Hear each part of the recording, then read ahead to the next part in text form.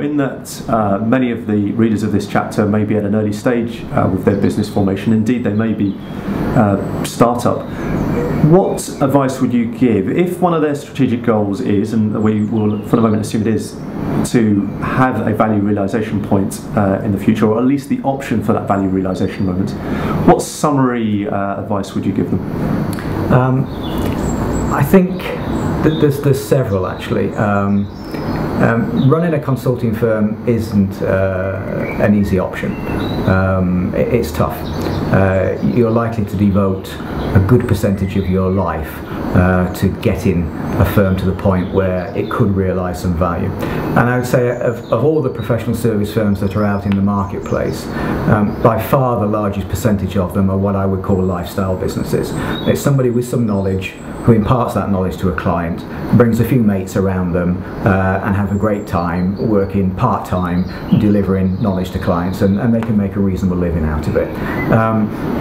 You can do that, but probably at a turbocharged rate, and build something of value. So lifestyle businesses generally don't put the effort into these eight segments in order to build value.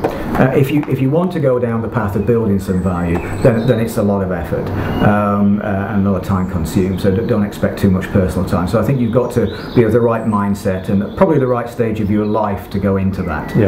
It doesn't generally suit young families and things like this, as you probably know, Don. It's tough.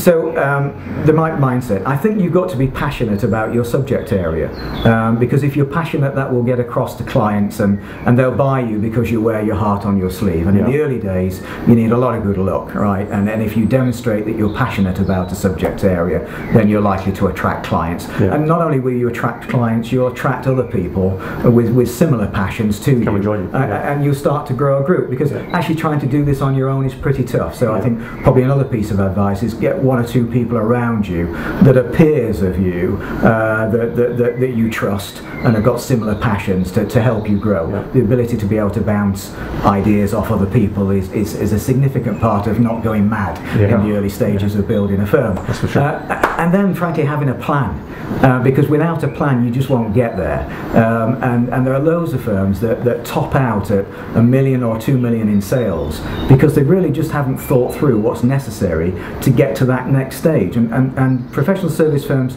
don't tend to grow linearly. They go through phases. They go from 0 to 1 or 2 million, and they tend to top out a bit.